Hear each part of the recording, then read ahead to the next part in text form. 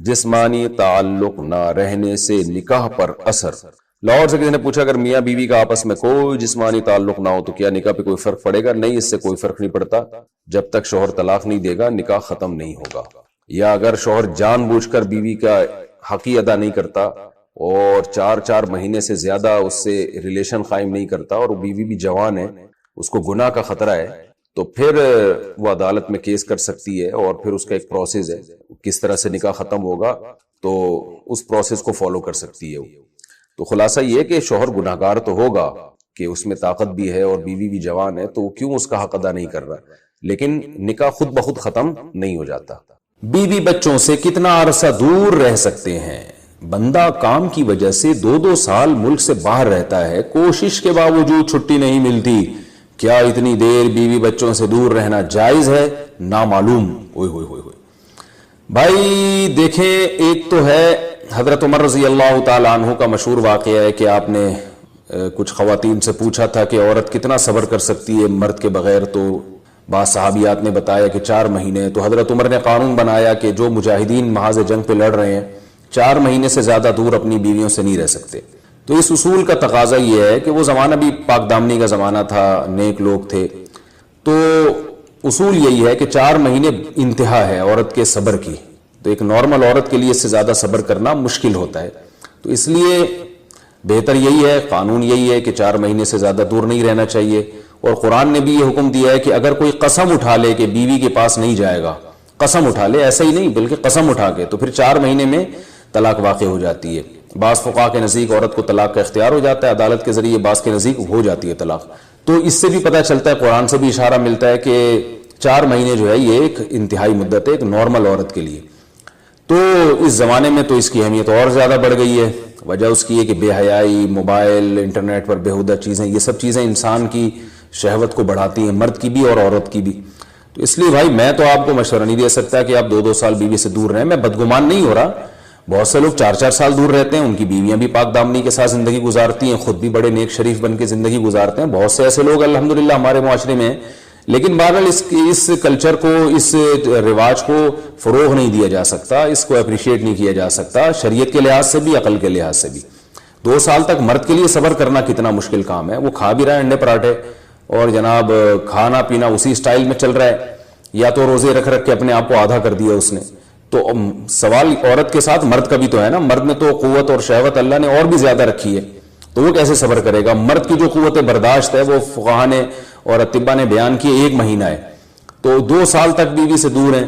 میں پھر بھی بتا دوں، میں بدگمان نہیں ہو رہا کہ جو دور ہیں آپ ان کے بارے میں برا سوچنا شروع کر دیں، لیکن بہرحال یہ اپنے آپ کو فتنوں میں ڈالنے کے مترادف ہے، اس لیے ایسی جاب نہ کریں 2 سال تک بیوی سے دور ہیں، یا تو بیوی کو ساتھ لے کر جائیں یا بیوی کے ساتھ ہی رہیں، کہیں ادھر ہی کم پیسوں میں انسان گزارا کر لے بیوی بچوں کے ساتھ، یہ زیادہ اچھا ہے، زیادہ پیسوں کی لالچ میں بیوی بچوں سے دور رہنا۔ باقی بیوی آپ کی راضی ہے اس جاب پہ، یا آپ کے پاس کوئی آلٹرنیٹ ہے ہی نہیں، آپ جاب چھوڑ کے آئیں گے تو آپ کو لالے پڑ جائیں گے کھانے پینے کے، تو ایک مجبوری ہے، مجبوری کے حکام الگ ہوتے ہیں، لیکن نارملی اس کی بہرحال ترغیب نہیں دی جا سکتی۔ دیکھیں قرآن مجید میں اللہ نے ارشاد فرمایا نا، یوم یفر المرء من اخیہ وامہ وابیہ وصاحبتہ وبنیہ، قیامت کے دن کی ہولناکیوں کو اللہ نے بیان کیا کہ انسان اپنے باپ سے دور بھاگے گا، بیٹے سے دور بھاگے گا، بھائی سے دور بھاگے گا۔ جہاں بیوی کا تذکرہ آیا تو یہ نہیں کہا کہ بیوی سے دور بھاگے گا، بلکہ فرمایا اس سے دور بھاگے گا جو اس کے ساتھ رہا کرتی تھی، یعنی صاحب کہتے ہیں ساتھ رہنے والے کو، صاحبہ سے دور بھاگے گا۔ تو اس سے پتہ چلتا ہے کہ قرآن میں اللہ نے بیوی کو جو ڈیفائن کیا ہے نا، اس کی جو صفت بیان کی ہے وہ یہ کہ جو آپ کے ساتھ رہتی ہے۔ تو جب شادی ہو گئی تو سمجھو بیوی پھلترو کی طرح چپک گئی ہے آپ کے ساتھ، جہاں جاؤ گے آپ کے ساتھ ساتھ جائے گی۔ تو قرآن سے بھی اشارہ ملتا ہے کہ بیوی سے ساتھ رہنے کی چیز ہے۔ اب آپ 2 سال، پھر ایک دفعہ تھوڑی ہوتا ہے کہ 2 سال کے لیے چلے گئے 2 سال بعد واپس آئے، جو باہر جاب کرتے ہیں وہ تو پھر آئے 1 مہینے بعد پھر 2 سال کے لیے چلے گا، ان کی تو ساری جوانی باہر ہی گزر جاتی ہے۔ تو اس لیے مجھے یہ بہرحال سمجھ میں نہیں آتا، شریعت کی روح سے یہ پسندیدہ کام نہیں ہے، بہت سخت مجبوری ہے تو ایک الگ بات ہے، لیکن اچھا کام نہیں ہے یہ۔ غربت میں انسان بیوی بچوں کے ساتھ گزارا کر لے، یہ زیادہ بہتر ہے اس دولت سے جس میں انسان بیوی بچوں سے ہی دور ہو۔ کیا کرنا ہے ایسی دولت کا کہ آپ اپنے بیوی بچوں سے گھر بار سے دور ہیں؟ انسان جو شریف آدمی، عزت دار آدمی، اس کو تو گھر میں سکون ملتا ہے بھائی۔ عورت کا شوہر کے بغیر سسرال میں رہنا، اگر شوہر کام کے لیے گھر سے دور ہو، بیوی سسرال میں شوہر کے بغیر رہتی ہو، پردے کا کوئی لحاظ نہیں ہے۔ اس صورت میں بیوی کے لیے کیا حکم ہے؟ شوہر کے ساتھ رہے یا سسرال میں؟ اگر شوہر ساتھ نہیں رکھتا بلکہ اپنے گھر والوں کے ساتھ رہنے پر مجبور کرے تو بیوی کیا کرے؟ طارق صاحب اسلام آباد سے۔ دیکھیں، شوہر اگر جاب کے لیے گیا ہے 8-8 مہینے 1-1 سال بعد گھر آتا ہے تو اصل مسئلہ تو یہ ہے کہ جہاں شوہر رہے گا بیوی وہیں رہے گی۔ شوہر کو چاہیے کہیں بھی گیا ہے اتنے لمبے سفر کے لیے تو بیوی کو ساتھ لے کے جائے۔ اس پر میں کئی بار دلائل دے چکا ہوں، قرآن سے بھی حدیث سے بھی، ان دلائل کو میں ریپیٹ نہیں کروں گا۔ اس میں شوہر کو بھی فائدہ ہے، بیوی کا بھی فائدہ ہے، گناہ سے دونوں بچیں گے، فتنے کا اندیشہ کم ہوگا۔ اتنے عرصے اس دور میں بیوی سے دور رہنے میں انسان میں خطرہ ہوتا ہے کہ گناہ میں مبتلا نہ ہو جائے۔ اور پھر بیوی کے ساتھ ایک نوعیت کی ظلم اور زیادتی بھی ہے کہ آپ 8-8 9-9 مہینے اس کو چھوڑ کے چلے جاتے ہیں تو یہ یعنی اس کی بیچاری کی بھی تو جوانی ساری برباد ہو جاتی ہے، پوری شوہر کے بغیر جوانی گزرتی ہے۔ تو اس لیے اصل حکم تو یہی ہے، شوہر جہاں رہے گا بیوی اس کے ساتھ رہے گی۔ لیکن بعض غریب لوگ ہوتے ہیں، ان کے پاس وسائل نہیں ہوتے ہیں، سعودی عرب میں مزدوری کی جاب کر رہا ہے، وہ بیوی کو ساتھ رکھ نہیں سکتا، اگر رکھے گا تو خرچے اتنے بڑھ جائیں گے کہ وہ کمائے گا کیا پھر۔ بعض لوگ مجبور ہوتے ہیں، دبئی میں رہ رہے ہیں، کہہ رہے ہیں فلیٹوں کا کرایہ اتنا ہے، بیوی کو یہاں رکھا تو بھائی ہم بچے گا ہی کچھ نہیں ہمارے لیے۔ تو ایسی شدید مجبوری میں پھر میاں بیوی کمپرومائز کر سکتے ہیں، بھائی میں مجبور ہوں، کمانے کے لیے جا رہا ہوں، تمہیں بھی پتا ہے میں اگر یہاں رہوں گا تو تمہیں ہی کھانے کے لالے پڑیں گے، تم ہی مجھے تنگ کرو گی پھر۔ تو ایسی صورت میں پھر بیوی سسرال میں رہے یا میکے میں رہے، تو اصول تو یہ ہے کہ جہاں شوہر چاہتا ہے وہاں رہے، اصولی بات تو یہ ہے، کیونکہ جب رخصت ہو کے آ گئی ہے وہ سسرال کی امانت ہے نا۔ ہر آدمی چاہتا ہے کہ بھئی میری بیوی میرے والدین کے ساتھ رہے، یہی ہمارا کلچر ہے، اور شریعت میں اس کے ناجائز ہونے کی کوئی دلیل بھی نہیں ہے، اور میاں بیوی کے بہت سے معاملات عرف متعین کرتا ہے، تو ہمارے عرف میں یہی ہوتا ہے کہ بیوی پھر سسرال میں رہتی ہے، رخصت ہو کے آ گئی ہے، تو اس میں اصل حکم تو یہی ہے کہ شوہر جہاں چاہ رہا ہے وہاں رہے۔ اگر شوہر چاہ رہا ہے کہ میرے ماں باپ کے ساتھ رہو تو پھر عورت کو جائز چیزوں میں شوہر کی اطاعت اس پر لازم ہے، اس کو چاہیے کہ وہ شوہر کے وہاں رہے جہاں اس کے ماں باپ ہیں۔ لیکن اگر واقعی سسرال میں اس پر ظلم ہو رہا ہے، بہت زیادہ بے پردگی ہو رہی ہے احتیاط کے باوجود، یا خدا نخواستہ جوان دیور ہیں، خطرہ ہے خدا نخواستہ، عام طور پہ ہمارے معاشرے میں ایسا خطرہ ہوتا نہیں ہے، خیر الحمدللہ غالب ہے، لیکن بعض دفعہ خطرہ بھی ہوتا ہے، دیور جوان ہے، خطرہ ہے، جوائنٹ فیملی ہے، تو پھر عورت سسرال میں نہیں رہے گی، پھر وہ شوہر کی غیر موجودگی میں اپنے والدین کے گھر رہے گی۔ پھر ایسی صورت میں شوہر کو بھی چاہیے کہ وہ بیوی کو فورس نہ کرے، اپنے دیوروں کے ساتھ رہنے پر مجبور نہ کرے، اس میں فتنے کا اندیشہ بہت زیادہ ہے۔ نبی صلی اللہ علیہ وسلم نے فرمایا الحم وہ موت، یعنی موت کی طرح دیور کو قرار دیا گیا ہے احتیاط کے معاملے میں۔ تو میں دیوروں پہ بدگمانی نہیں کر رہا کہ بہت سے دیور بھی بیان سن رہے ہوتے ہیں، وہ کہتے ہیں یار ہمیں یہ بنا کے پیش کر دیا، ہم تو بہت اچھے ہیں، آپ کے علاوہ کی بات کر رہا ہوں، جو میرا اس وقت چینل دیکھ رہے ہیں ان کے علاوہ کی بات کر رہا ہوں۔ لیکن بہرحال احتیاط ضروری ہے، شوہر دور ہو، جوان بھابھی ہو گھر میں اور دیور بھی ہوں تو الحمدللہ ہمارے معاشرے میں خیر غالب ہے، لیکن کہیں بھی فتنے کا اندیشہ ہوگا تو وہاں پر تو بمنزلہ کھیت کے ہیں، جیسے بیج ڈالا جاتا ہے کھیت میں اور اس سے پیداوار بڑھتی ہے، تو عورت کی جو ایک حیثیت ہے، نیچر نے جو اس کی ایک حیثیت متعین کی ہے، وہ بھی ایک نسل بڑھانے کا ذریعہ ہے، جس میں مرد کا جو اسپم ہے وہ بطور بیج کے ہے اور جو اولاد ہے وہ ایک پیداوار کی۔ تو اللہ نے یہ یاد رکھیں، اس آیت کو نا بہت سارے غیر مسلموں نے عورت کے خلاف بہت نیگیٹیوٹی پھیلائی ہے کہ دیکھو اسلام عورت کی توہین کرتا ہے، اس کو کھیتی سے تعبیر، تو کچھ لفظ کسی اور زبان میں جب وہ جاتے ہیں نا تو وہ توہین کا معنی دیتے ہیں۔ عربی میں جو حرث کا معنی ہے یہ تعظیم کے لیے ہے، توہین کے لیے نہیں ہے۔ اردو میں جو کھیتی کا معنی ہے وہ توہین کے لیے استعمال ہوتا ہے۔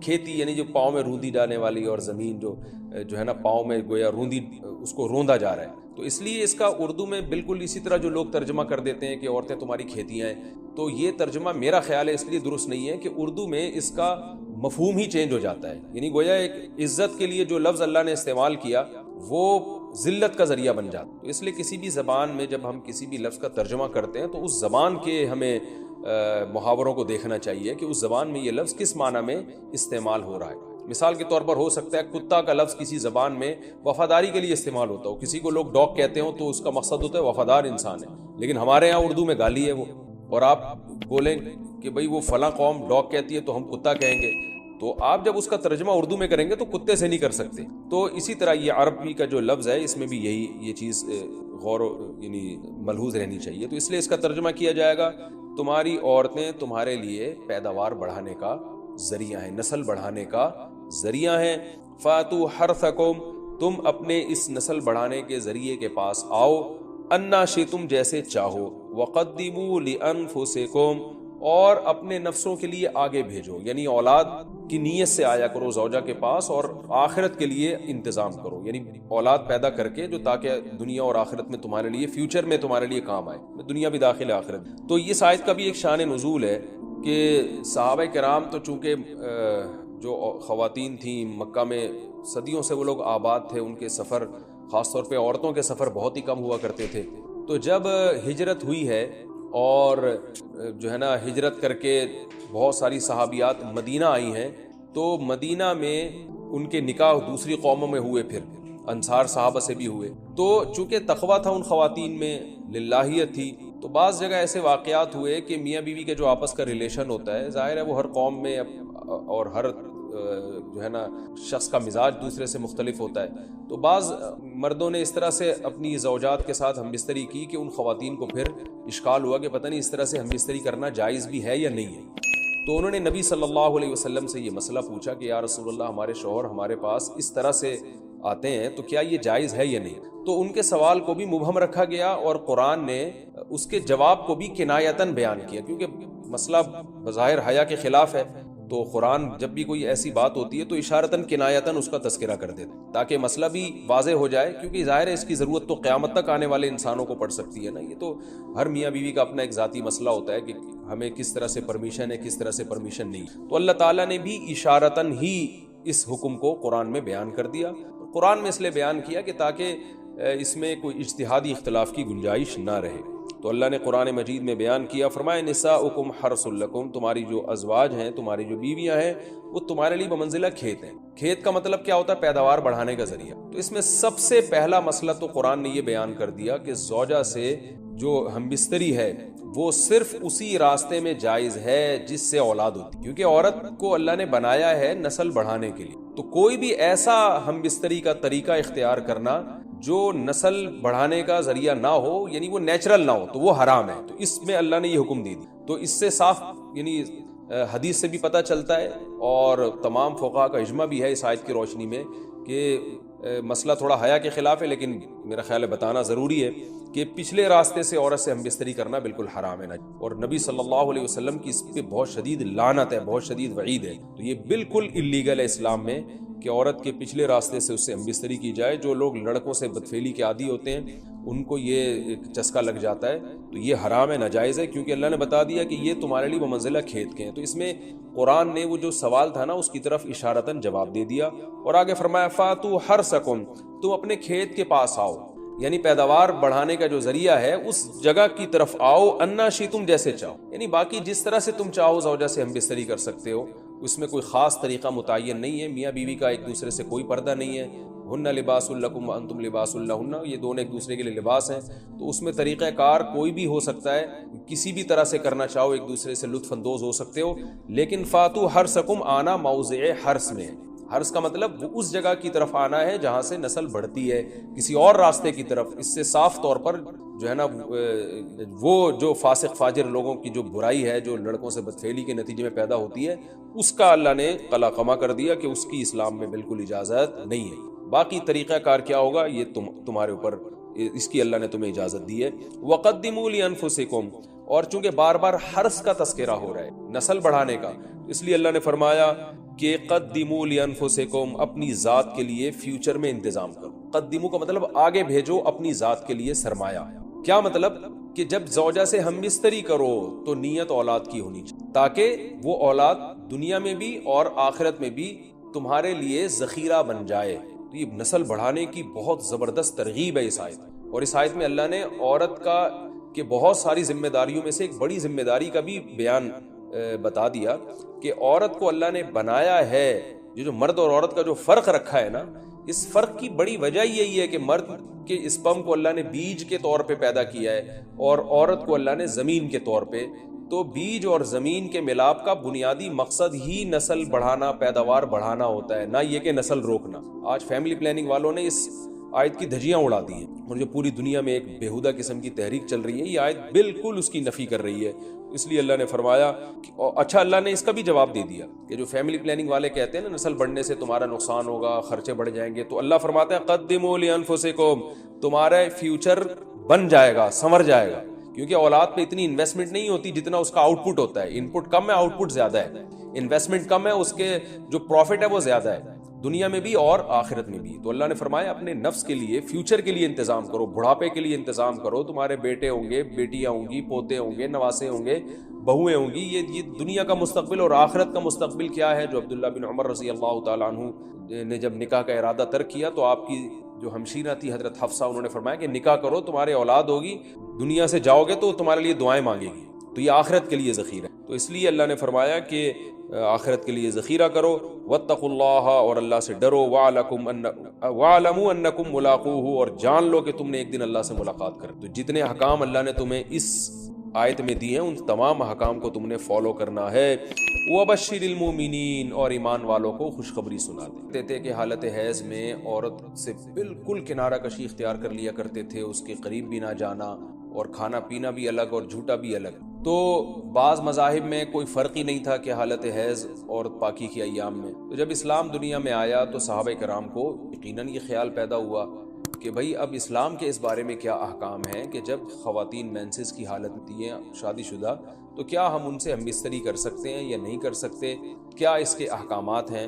تو اللہ نے صحابہ کے سوال کو اور پھر اپنے جواب کو قرآن مجید کا جز بنا کے نازل. وَيَسْأَلُونَكَ, اور یہ لوگ آپ سے سوال کرتے ہیں, عن المحیض, حیض کے بارے میں. تو حیض کے بارے میں سوال نہیں تھا, اصل میں سوال یہ تھا کہ حالت حیض میں زوجہ سے ہم بستری جائز ہے یا نہیں ہے. تو قرآن نے اس کی طرف اشارہ کر دیا. قل, اے نبی آپ ان سے کہہ دیجئے, ہوا اذن. اذن اصل میں تکلیف کو بھی کہتے ہیں, گندگی کو بھی کہتے ہیں. تو یہاں گندگی مراد ہے کہ وہ گندگی ہے.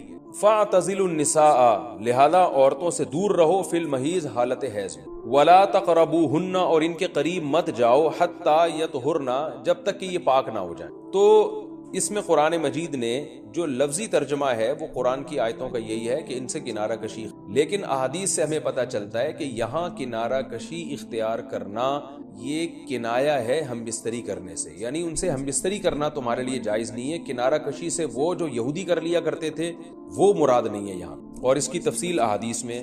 تو قرآن نے چونکہ صاف لفظوں میں جماع کا ہم بستری کا ذکر نہیں کیا تو صرف کنایوں سے کام لیا ہے قرآن مجید. فاعتزلوا النساء, ان سے اعتزال کرو, یعنی دور رہو ان سے. دور رہنے کا مطلب صرف دور رہنے سے یہ مراد ہے. صحیح حدیث ہے, نبی صلی اللہ علیہ وسلم نے فرمایا, اصنعوا کل شیء الا النکاح, حالت حیض میں اپنی زوجہ کے پاس تم جا سکتے ہو, سب کچھ کر سکتے ہو سوائے جماع کے. تو انٹرکورس جو اسے کہا جاتا ہے وہ حلال نہیں ہے. تو باقی نبی صلی اللہ علیہ وسلم نے فرمایا کہ ایسے کنارہ کشی کہ بالکل اس کا جھوٹا نہ پیو اور بالکل دور ہو جانا, اس کی اسلام میں اجازت نہیں ہے, اور نہ بستر الگ کرنے کی ضرورت ہے. تو یہ سارے قرآن کے کنائے ہیں. کنایا کا مطلب ہوتا ہے کہ آپ صرف اشاروں میں بات کر رہے ہیں, صراحتاً بات نہیں کر رہے. تو میں اس میں نقطے کی بات بھی بتاؤں گا کنایا کیوں ہے. کہ فاعتزلوا النساء فی المحیض, عورتوں سے حالت حیض میں دور رہو. ولا تقربوہن, ان کے قریب مت جاؤ. تو یہ قریب جانا بھی اصل میں جماع اور ہم بستری سے کنایا ہے, یعنی اشارہ ہے ہم بستری مت کرو. تو جماع کا صراحتاً ذکر نہیں کیا جا رہا, تو مراد وہی ہے کنایا, کنائے میں بات کی جا رہی. ایک جگہ قرآن میں آتا ہے لا تقربوا الزنا, زنا کے قریب مت جاؤ.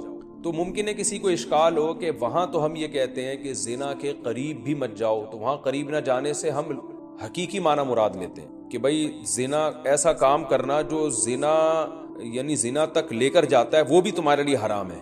تو وہاں تو یہ ترجمہ کرتے ہیں, تو یہاں بھی وہی ترجمہ ہونا چاہیے, ولا تقربوہن, ان عورتوں کے قریب بھی مت جاؤ. یا مطلب کیا ہے کہ اس گھر میں بھی نہ رہو, اس کمرے میں بھی نہ رہو جہاں تمہاری جو بیوی رہتی ہے جو مینسز کی حالت میں ہے.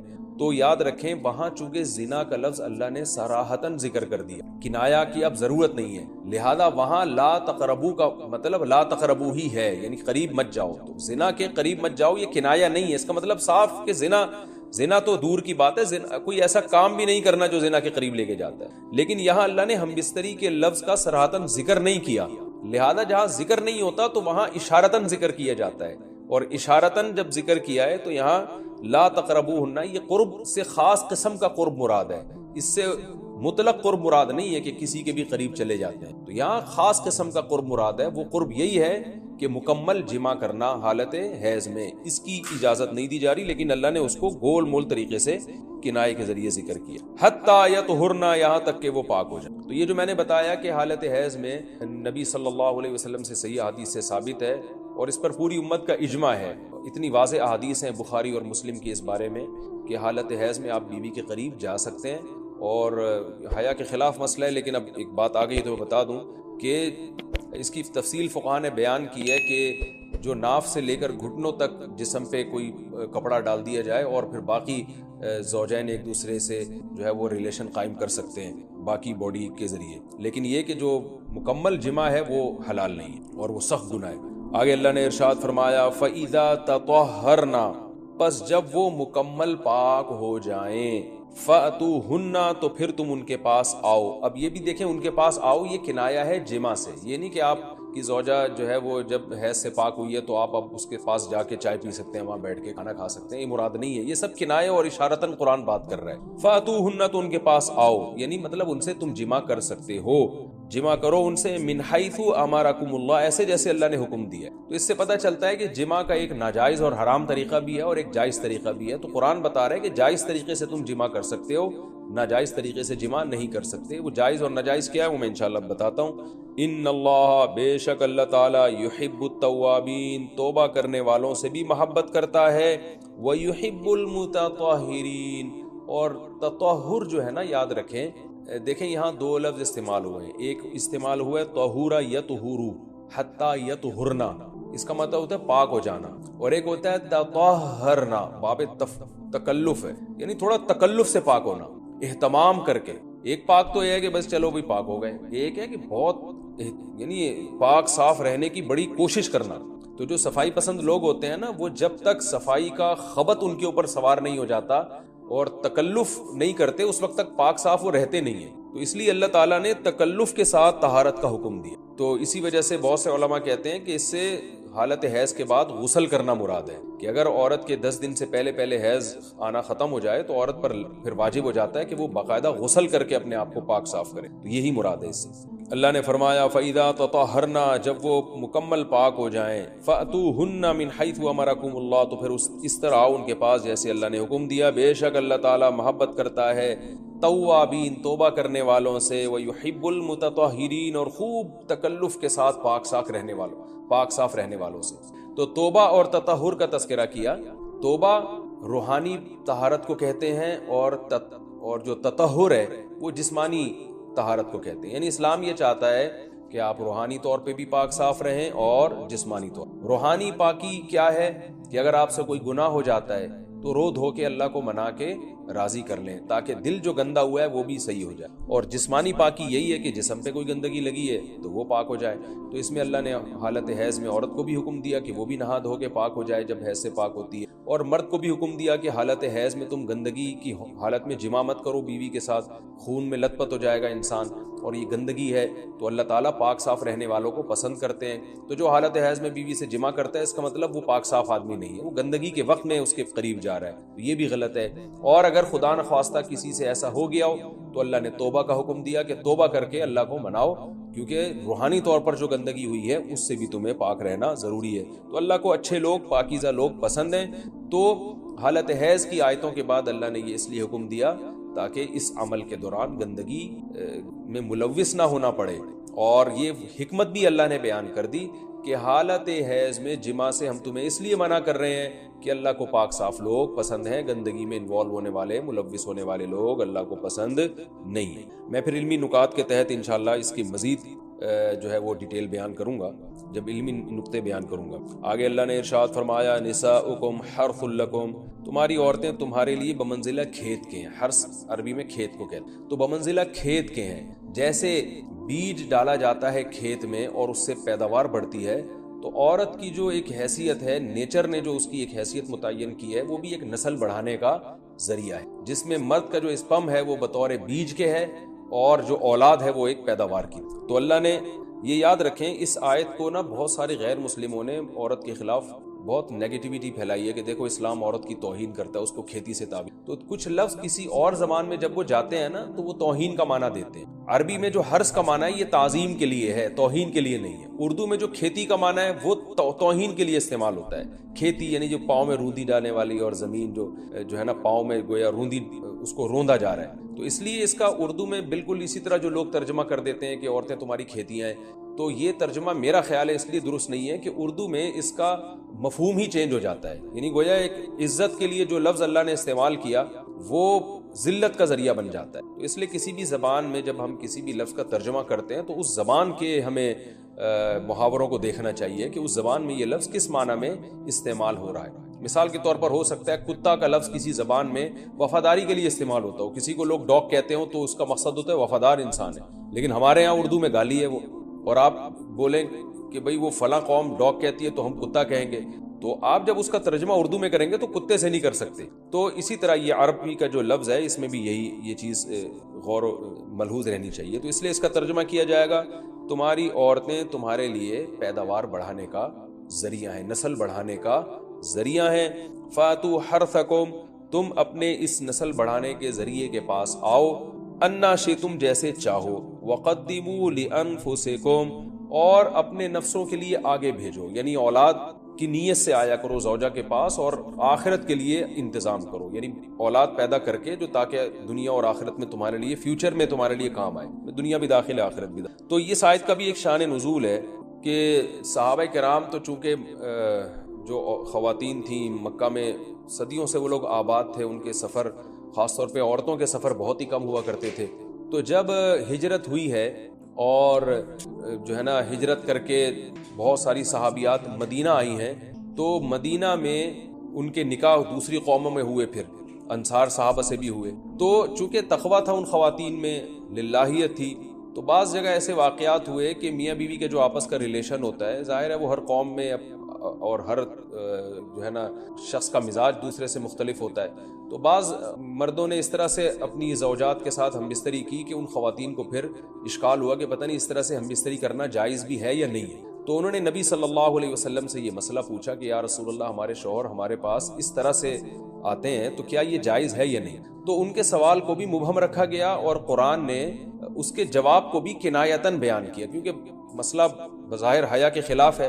تو قرآن جب بھی کوئی ایسی بات ہوتی ہے تو اشارتاً کنایتاً اس کا تذکرہ کر دیتا ہے تاکہ مسئلہ بھی واضح ہو جائے, کیونکہ ظاہر ہے اس کی ضرورت تو قیامت تک آنے والے انسانوں کو پڑ سکتی ہے نا. یہ تو ہر میاں بیوی کا اپنا ایک ذاتی مسئلہ ہوتا ہے کہ ہمیں کس طرح سے پرمیشن ہے, کس طرح سے پرمیشن نہیں. تو اللہ تعالیٰ نے بھی اشارتاً ہی اس حکم کو قرآن میں بیان کر دیا.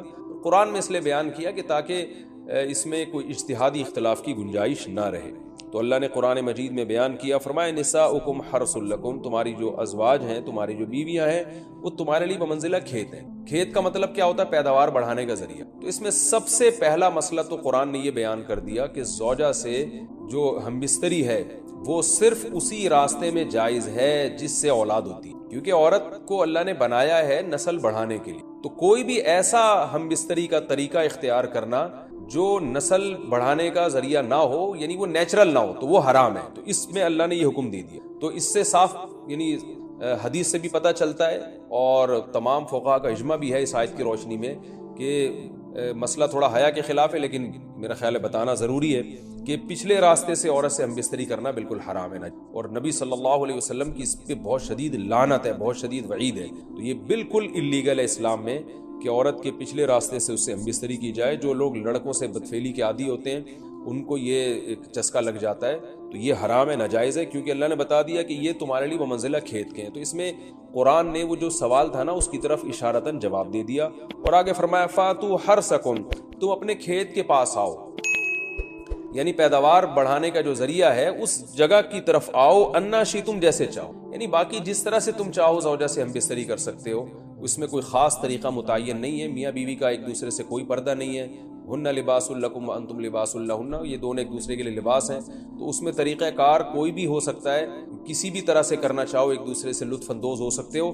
لیکن فاتو حرثکم, آنا موضع حرث میں ہے. حرث کا مطلب وہ اس جگہ کی طرف آنا ہے جہاں سے نسل بڑھتی ہے, کسی اور راستے کی طرف. اس سے صاف طور پر جو ہے نا وہ جو فاسق فاجر لوگوں کی جو برائی ہے جو لڑکوں سے بدفعلی کے نتیجے میں پیدا ہوتی ہے, اس کا اللہ نے قلعہ کر دیا کہ اس کی اسلام میں بالکل اجازت نہیں ہے. باقی طریقہ کار کیا ہوگا یہ تمہارے اوپر, اس کی اللہ نے تمہیں اجازت دی ہے. وقدموا لانفسکم, اور چونکہ بار بار حرث کا تذکرہ ہو رہا ہے نسل بڑھانے کا, اس لیے اللہ نے فرمایا کہ قدموا لانفسکم, اپنی ذات کے لیے فیوچر میں انتظام کرو. قدموا کا مطلب آگے بھیجو اپنی ذات کے لیے سرمایہ. کیا مطلب کہ جب زوجہ سے ہم بستری کرو تو نیت اولاد کی ہونی, تاکہ وہ اولاد دنیا میں بھی اور آخرت میں بھی تمہارے لیے ذخیرہ بن جائے. تو یہ نسل بڑھانے کی بہت زبردست ترغیب ہے اس آیت میں. اور اس آیت میں اللہ نے عورت کا کہ بہت ساری ذمہ داریوں میں سے ایک بڑی ذمہ داری کا بھی بیان بتا دیا کہ عورت کو اللہ نے بنایا ہے. یہ جو مرد اور عورت کا جو فرق رکھا ہے نا، اس فرق کی بڑی وجہ یہی ہے کہ مرد کے اسپرم کو اللہ نے بیج کے طور پہ پیدا کیا ہے اور عورت کو اللہ نے زمین کے طور پہ. تو بیج اور زمین کے ملاپ کا بنیادی مقصد ہی نسل بڑھانا، پیداوار بڑھانا ہوتا ہے، نہ یہ کہ نسل روکنا. آج فیملی پلاننگ والوں نے اس آیت کی دھجیاں اڑا دی ہیں، اور جو پوری دنیا میں ایک بےہودہ قسم کی تحریک چل رہی ہے، یہ آیت بالکل اس کی نفی کر رہی ہے. اس لیے اللہ نے فرمایا اچھا، اللہ نے اس کا بھی جواب دے دیا کہ جو فیملی پلاننگ والے کہتے ہیں نا نسل بڑھنے سے تمہارا نقصان ہوگا، خرچے بڑھ جائیں گے، تو اللہ فرماتا ہے قدموا لانفسکم، تمہارا فیوچر بن جائے گا، سنور جائے گا. کیونکہ اولاد پہ اتنی انویسٹمنٹ نہیں ہوتی جتنا اس کا آؤٹ پٹ ہوتا ہے. ان پٹ کم ہے، آؤٹ پٹ زیادہ ہے. انویسٹمنٹ کم ہے، اس کے جو پروفٹ ہے وہ زیادہ ہے، دنیا میں بھی اور آخرت میں بھی. تو اللہ نے فرمایا اپنے نفس کے لیے، فیوچر کے لیے انتظام کرو، بڑھاپے کے لیے انتظام کرو. تمہارے بیٹے ہوں گے، بیٹیاں ہوں گی، پوتے ہوں گے، نواسے ہوں گے، بہویں ہوں گی. یہ دنیا کا مستقبل اور آخرت کا مستقبل کیا ہے؟ جو عبداللہ بن عمر رضی اللہ تعالیٰ عنہ نے جب نکاح کا ارادہ ترک کیا تو آپ کی جو ہمشیرہ تھی حضرت حفصہ، انہوں نے فرمایا کہ نکاح کرو، تمہارے اولاد ہوگی، دنیا سے جاؤ گے تو تمہارے لیے دعائیں مانگے گی. تو یہ آخرت کے لیے ذخیرہ ہے. تو اس لیے اللہ نے فرمایا کہ آخرت کے لیے ذخیرہ کرو. واتقوا اللہ، اور اللہ سے ڈرو. واعلموا انکم ملاقوہ، اور جان لو کہ تم نے ایک دن اللہ سے ملاقات کرنی. تو جتنے حکام اللہ نے تمہیں اس آیت میں دی ہیں ان تمام حکام کو تم نے فالو کرنا ہے. وبشر المؤمنین، اور ایمان والوں کو خوشخبری سنا. روکنا. حدیث میں ہے کہ جو بیوی اپنے شوہر کو ہم بستری کرنے سے انکار کرے اس پر رات بھر لعنت برستی ہے. اس حدیث کی وضاحت فرما دیں. نیز اگر شوہر، یہ تھوڑا حیا کے خلاف مسئلہ ہے، شوہر کوئی ایسا طریقہ استعمال کرتا ہے نا ہم بستری کا جس سے اولاد نہیں ہوتی، تو کیا بیوی کو اسے منع کرنا چاہیے یا نہیں کرنا چاہیے؟ دیکھیں حدیث میں آتا ہے کہ کوئی شوہر اپنی بیوی کو رات کو اپنے بستر کی طرف بلائے، یہ کنایہ یعنی ہم بستری کرنا چاہتا ہو، عورت منع کر دے، فرشتے اس پہ ساری رات لعنت بھیجتے ہیں. یہ بالکل صحیح حدیث ہے. اب ہمارے بعض اسکالر کیا کرتے ہیں، جب ان سے یہ بات پوچھی جائے تو وہ بات کو گھما دیتے ہیں، سیدھی سیدھی بات نہیں بتاتے کہ بھئی یہ شریعت میں مرد کا حق ہے کہ عورت اس کو ہم بستری سے نہیں روک سکتی. کیونکہ ویمن رائٹس کے نام پہ آج کل بہت تحریکیں چل رہی ہیں، تو وہ بھی کچھ لبرل اسکالرز ہیں جو ہر وقت جو ہے نا کوشش کرتے ہیں کہ خواتین ہم سے ناراض نہ ہو جائیں. تو بھئی آپ شریعت کا حکم بتائیں صاف صاف، چاہے عورت خوش ہوتی ہے ناراض ہوتی ہے. بعض حقوق مردوں کے ہیں، بعض عورتوں کے ہیں، تو وہ بتانے پڑتے ہیں. تو اسی طرح عورت کا بھی حق، مرد کا بھی حق یہ ہے کہ عورت، اگر مرد اس کو ہم بستری کے لیے بلاتا ہے تو عورت اسلام میں منع نہیں کر سکتی، اس کے لیے گناہ ہی. ہاں بیمار ہو تو ایک الگ بات ہے، بخار ہے اس کو، کوئی واقعی بیماری ہو تو پھر ایک الگ بات ہے. نارملی اس کو اجازت نہیں ہے کہ وہ شوہر کو منع کر دے، بلکہ اس میں حدیث میں بہت سخت تاکید ہے. آپ صلی اللہ علیہ وسلم کی ایک حدیث میں یہاں تک فرمایا کہ عورت اگر یعنی چولہے پہ ہو، روٹی پکا رہی ہو، اس طرح کی حدیث کا مفہوم ہے، یعنی بہت بزی بھی ہو تو بھی اس کو اپنے کام کو چھوڑ کر شوہر کی خواہش کو پورا کرنا پڑے گا. اور یہ نیچر کے بھی مطابق ہے، کیونکہ مرد میں جب یہ سیکس کی خواہش پیدا ہوتی ہے اور اس کو کچلا جائے تو مرد بہت زیادہ ڈسٹرب ہوتا ہے. خواتین اس میں اپنے آپ کو مردوں جیسا سمجھتی ہیں، وہ سمجھتی ہیں ہمارا اس میں وہی حق ہے جو مرد کا حق ہے. بھائی اللہ نے دونوں کی ڈیزائرز میں زمین آسمان کا فرق رکھا ہے، تو مرد کو بہت زیادہ نقصان ہوتا ہے اس سے، وہ بہت زیادہ مینٹلی ڈسٹرب ہوتا ہے اس سے، کیونکہ اللہ نے یہ ڈیزائرز عورت کی نسبت مرد میں بہت زیادہ رکھی ہے، تھوڑی زیادہ نہیں، بہت زیادہ رکھی ہے. تو میڈیکلی یہ بات ثابت ہو چکی ہے. تو دوسرا، ایک تو مینٹلی بہت زیادہ ڈسٹرب ہوتا ہے وہ، دوسری بات یہ کہ پھر اس کے گناہ کی طرف توجہ جائے گی، وہ حرام کاموں کی طرف جائے گا. تو اس لیے عورت کو اس بارے میں مرد کا ساتھ دینا چاہیے. یہاں فوراً بعض خواتین یہ سوال پوچھتی ہے کہ اچھا اگر عورت کے دل میں خواہش ہو اور مرد وہ خواہش پوری نہ کرے تو کیا مرد پہ بھی لعنت ہوتی ہے؟ تو اس کا سیدھا جواب یہ ہے کہ نہیں، مرد پہ لعنت نہیں ہوتی. اس کی وجہ یہ ہے، دو اور دو چار کی طرح میں صاف بات کروں گا. وجہ اس کی یہ ہے کہ عورت کے لیے مرد کی اس خواہش کو پورا کرنے میں عورت کی کوئی انرجی نہیں استعمال ہو رہی، جبکہ اگر مرد کا موڈ نہ ہو اور عورت کا موڈ ہو تو پھر مرد اپنے آپ کو پریپیئر نہیں کر سکتا، اس کے لیے بہت تکلف کرنا پڑے گا اس کو. اخلاقی طور پر تو ٹھیک ہے، مرد کو یہی حکم دیا جائے گا کہ زوجہ کی خواہش کو پورا کرے، لیکن اس پر شریعت نے لازم نہیں کیا ہے، کیونکہ ایک چیز مرد کے اختیار میں نہیں ہے تو لازم کیسے ہو سکتی ہے؟ یعنی ایک آدمی کا وہ ذہنی طور پر تیار ہی نہیں ہے اس کے لیے، تو مرد کے لیے تو جب تک ذہنی طور پہ تیار نہ ہو یہ عمل کر نہیں سکتا، جبکہ عورت کر سکتی ہے. تو انرجی جو استعمال ہوتی ہے نا اس میں بہت زیادہ، وہ تو مرد کی انرجی یوز ہوتی ہے. تو شریعت اس کو کیسے پابند بنا سکتی ہے کہ اس کے ذہنی طور پر وہ مینٹلی تیار سے یعنی ایک عمل کر سکتا ہے. تو یہ ظلم ہوتا ہے اس کے اوپر کہ وہ مینٹلی تیار نہیں ہے اور اس کو شریعت کہے کہ اگر بیوی آپ سے مطالبہ کر رہی ہے اور آپ مطالبہ پورا نہیں کرو گے تو آپ پر لعنت ہوگی. تو وہ اس لعنت سے بچنے کے لیے اپنے آپ کو مینٹلی کیسے تیار کرے گا؟ بعض دفعہ تیار کر لیتا ہے, بعض دفعہ نہیں ہو پاتا. اس کا تو دماغ سے بہت گہرا تعلق ہے.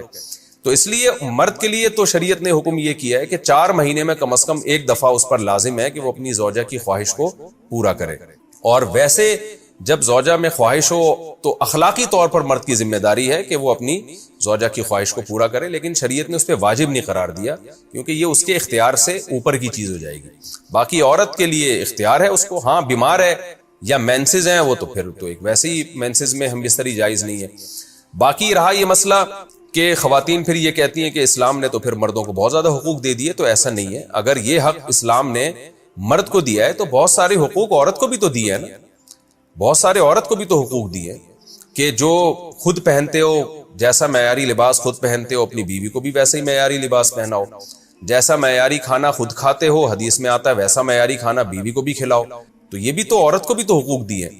ہماری خواتین جس ویسٹرن کلچر کو فالو کر رہی ہیں اس کلچر میں تو یہ ہے کہ عورت شوہر کو ہم بستری سے روک سکتی ہے, شوہر بیوی کو بھی روک سکتا ہے, یعنی شوہر بھی منع کر سکتا ہے, عورت بھی منع کر سکتی ہے. وہاں دونوں کے حقوق سیم ہیں, لیکن پھر وہ اتنے سیم ہیں کہ پھر وہاں مرد کے ذمے شوہر کا عورت کے ذمے یعنی مرد کے ذمے عورت کا نان نفقہ بھی نہیں ہے.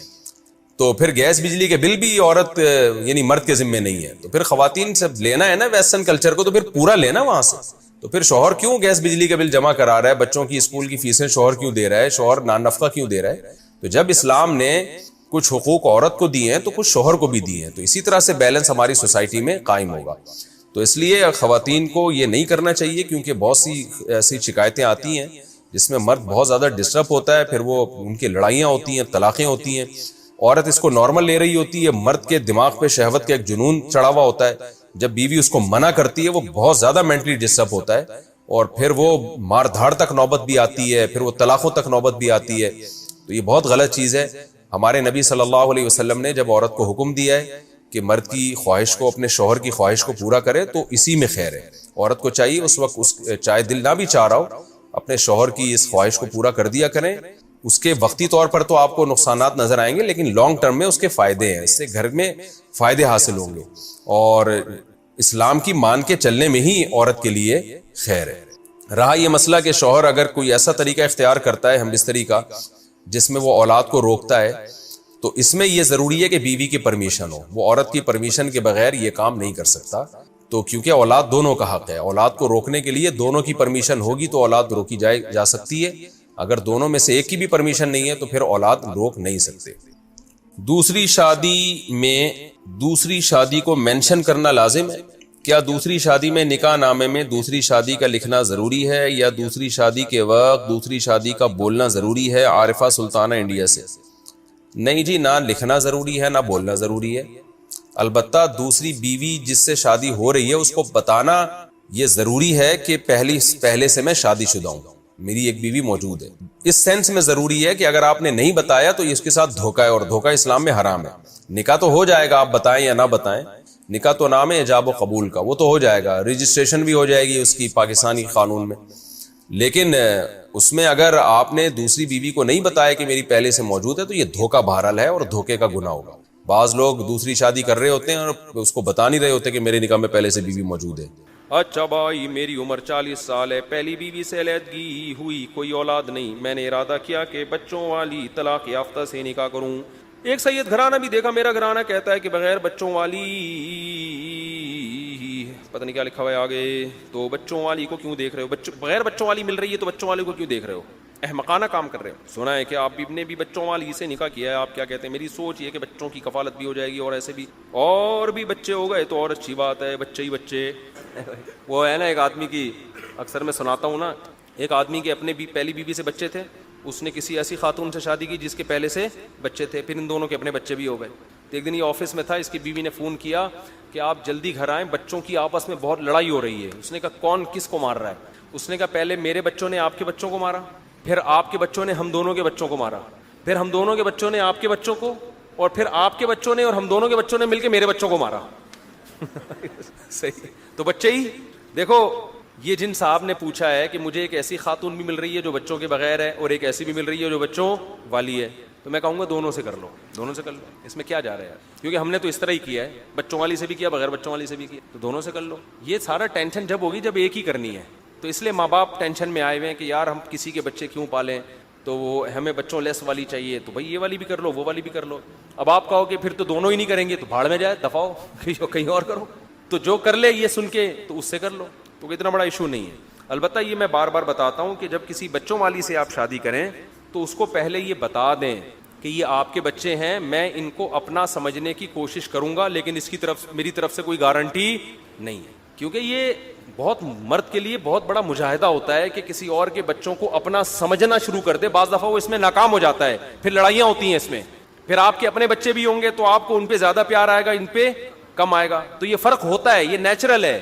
تو اپنے آپ کو اتنی آزمائش میں نہ ڈالو جو افورڈ نہ کر سکو.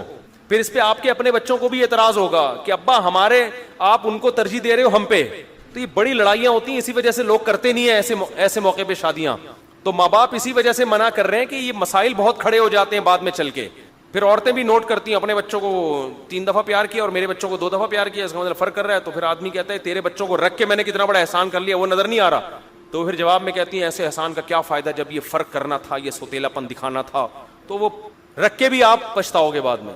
تو اس لیے کچھ چیزیں پہلے سے طے ہو جائیں کہ بھائی یہ بچے آپ کے بچے ہیں, میں آپ سے شادی کر رہا ہوں, آپ کے بچوں سے نہیں کر رہا, ٹھیک ہے, تو آپ میرے ساتھ رہیں گی. البتہ یہ بچے آپ سے بچھڑ کے پتہ نہیں کہاں رہیں, آپ کے لیے بھی رونا دھونا ہوگا, پریشان ہوں گی, یہ بھی ڈسٹرب ہوں گے, تو ان کو میں آپ کے ساتھ رہنے کی اجازت دے رہا ہوں.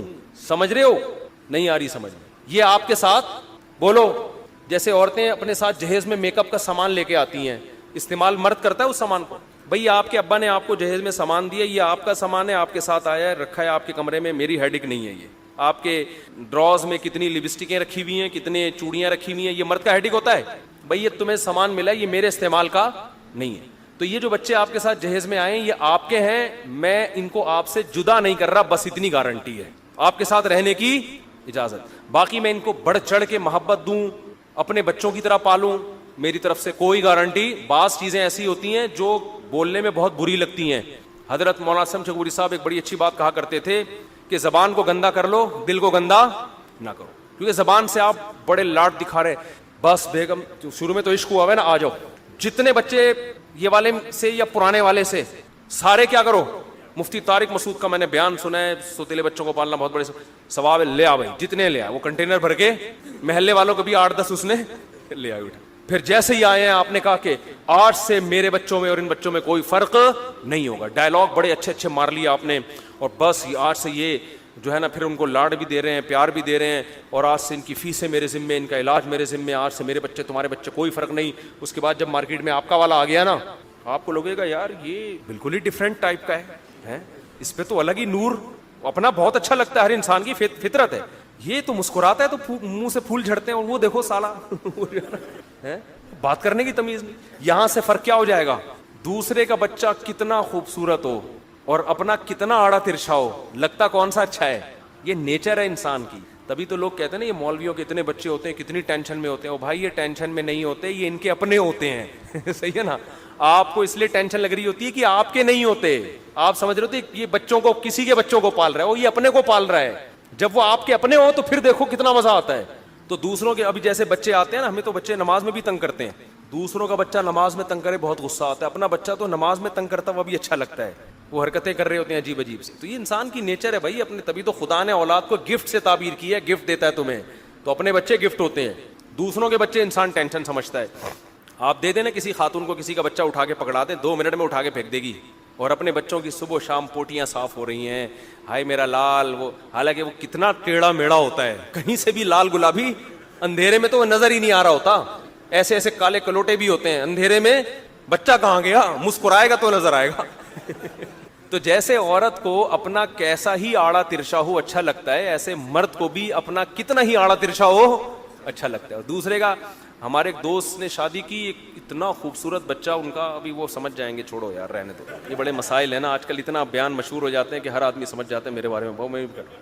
تو خیر, تو جب آپ بچوں والی سے شادی کریں تو اس کو بتا دیں کہ شروع میں منہ تھوڑا سا خراب کر لیں, دل میں نیت یہ رکھیں کہ یار جتنا ہو سکا میں ان کو محبت دوں گا, لیکن شروع میں معاملہ یہ کر دیں بھائی میں صرف اس شرط پہ ان کو آنے کی اجازت دے رہا ہوں کہ اگر یہ نہ آتے تو آپ سے بچھڑ جاتے, ماں سے کیا ہو جاتے, محروم. بچوں کے معاملے میں مداخلت نہیں کروں گا, صحیح ہے نا, بچوں کو آپ سے جدا نہیں کروں گا, رہتے رہیں ایک ہی چھت کے نیچے, کوئی بات نہیں. تو میرا ان سے تعلق بس اتنا ہی ہوگا کہ یہ میری وائف کے کیا ہے, اولاد ہے, بس. اس سے کیا ہوگا کہ شروع میں وہ سمجھ جائے گی کہ میں نے اس مکھنچو سے شادی کرنی ہے, یا یعنی مکھنچو تو غلط ہو گیا, اس آدمی سے شادی کرنی, وہ آپ کو مکھنچو سمجھے گی لیکن سمجھوا دو کوئی فرق نہیں پڑتا. تو وہ پہلے فیصلہ کر لے گی اس بندے سے میں نے شادی کرنی ہے کہ نہیں کرنی. تو زیادہ لمبے چوڑے ڈائلاگ مارنے, عقل مند ہوگی تو کر لے گی کہ چلو یار کم از کم اتنا تو ہو رہا ہے کہ میرے بچوں کو باپ نہیں مل رہا, لیکن مجھ سے کم از کم جدا تو نہیں ہو رہے, مجھے شوہر تو مل رہا ہے نا کم از کم, اور ایک چھت تو مل رہی ہے. اور اس کا بھی امکان ہے, ہو سکتا ہے, دیکھو کچھ دن میں گدھا بھی پالو گے تو محبت ہو جاتی ہے اس سے, تو یہ تو پھر بھی بچے انسان ہیں, تو کچھ نہ کچھ محبت تو بہرحال ہوگی. تو کسی کو بہت زیادہ ہو جائے گی, کسی کو عین ممکن ہے اپنوں سے اتنی نہ ہو جتنی سوتیلوں سے ہو, ایسا بھی ہو سکتا ہے. کسی کو اتنی ہو جتنی اپنوں سے ہے, ایسا بھی ہو سکتا ہے. کسی کو اتنی ہو تھوڑی سی اپنوں سے تھوڑی زیادہ اور سوتیلے سے تھوڑی سی کم, اور کسی کو یہ بھی ہو سکتا ہے ذرا بھی نہ ہو. تو پہلے سے ہر چیز کے لیے تیار رہیں, اس کو بتا دیں, اس سے لڑائی جھگڑے نہیں ہوں گے. کیونکہ جب بھی کوئی ایسی شادی ہوتی ہے نا بچوں کا, تو پھر عورت چاہتی ہے پوری محبتیں وہی ملنی چاہیے جو سچی مچی کے اپنے بچوں سے کو ملتی ہیں. پھر مرد کی لڑائیاں شروع ہو جاتی ہیں, اس کا مرد کا گود میں اٹھانے کا دل نہیں چاہ رہا ہوتا, اس کو وہ پسند ہی نہیں آ رہا ہوتا, کہیں سے بھی پسند نہیں آ رہا ہے اس کو ٹھیک ہے نا, تو کہہ رہا ہے یار یہ کیا ہے آگیا ہمارے گھر میں عجیب سا, اس کو پسند نہیں آ رہا کہ یہ یہاں میرے بیڈ پہ کم وقت بیٹھا ہوا کیوں ہے, اور آپ کہہ رہی ہے اٹھا کے اس کو جھپیاں پائے بیٹھ کے اور گلے ملے, وہ کہہ رہا ہے یار یہ میں نہیں افورڈ کر سکتا. پھر کیا ہوتی ہے, طلاقیں ہوتی ہیں. تو بس عورت یہ سمجھے کہ میرے بچوں کو اس نے رکھ لیا ہے, تو اتنا بھی کمپرومائز کر لیں. اور اصل تو وہ جو سچی مچی کا باپ ہے, تو اصل تو وہی باپ ہے نا. عورتیں یہ کرتی ہیں کہ اس باپ سے محروم کر دیتی ہیں اس کو سوتیلے کے چکر میں, یہ ظلم ہے. جو سچی مچی کا ہے وہ اصل میں کیا ہے, اصل میں وہی ہے. تو اس سے محروم مت کرو, اس سے محرومی کا آخرت میں جواب دینا پڑے گا. تو کافی ہو گیا میرا خیال ہے, بس بھائی بہت ہو گیا یار. مفتی صاحب یہ دریافت کرنا ہے کہ کسی شخص نے یہ نظر مانی تھی کہ فلاں کام ہو جائے تو ایک سال کا روزہ رکھوں گا, وہ فلاں کام ہو گیا تو کیا 1 سال کے روزے رکھنے پڑیں گے؟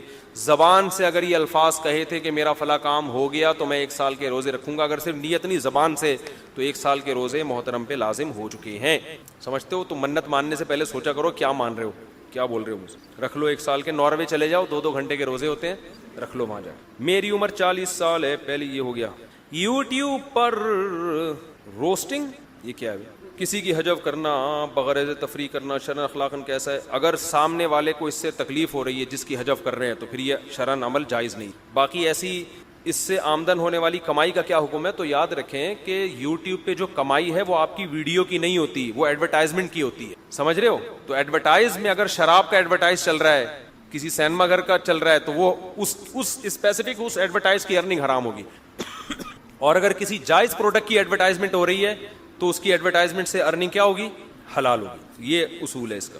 میری والدہ میری شادی اپنی بھتیجی سے کروانا چاہتی ہیں, جبکہ میرے مرحوم ابو نے اپنی زندگی میں مجھے وہاں شادی سے منع کیا تھا کیونکہ ہمارے مزاج ان سے نہیں ملتے اور بہت سی وجوہات ہیں. پوچھنا یہ کہ اب میں اپنے مرحوم باپ کی اس وصیت کا خیال کروں یا بھی اپنی اماں کو خوش کرنے کی کوشش کروں کہ اپنے ماموں کی بیٹی سے شادی کروں؟ ابا تو مرحوم ہو گئے, اب ان کے لیے دعائے مغفرت فرماؤ. اب ان کی صحت پہ کیا اثر پڑتا ہے, ماموں کی بیٹی سے کرو یا خالہ کی